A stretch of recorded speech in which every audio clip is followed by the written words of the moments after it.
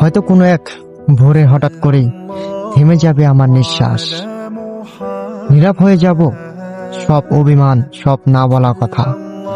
যাদের সাথে প্রতিদিন কথা বলি, হয়তো সেই দিন তারা শুধু একটা খবর শুনবে আমি আর নেই। কত মানুষ কষ্ট পেয়েছে আমার কথায়, কত মানুষ নীরবে দূরে সরে গেছে, তার হিসাব কোনোদিন রাখিনি। আজ হঠাৎ মনে হচ্ছে এই ক্ষণিক জীবনে আমরা কত অহংকার নিয়ে বাঁচি, কত সহজে মানুষকে আঘাত করি।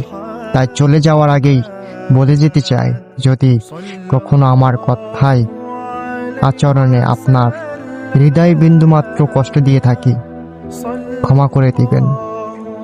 কারণ মৃত্যু এসে দরজায় কড়া নাড়া আগেই আমি চাই আমার নামটা কারো অভিশাপে না, বরং কারো দুয়ায় বেঁচে থাকুক।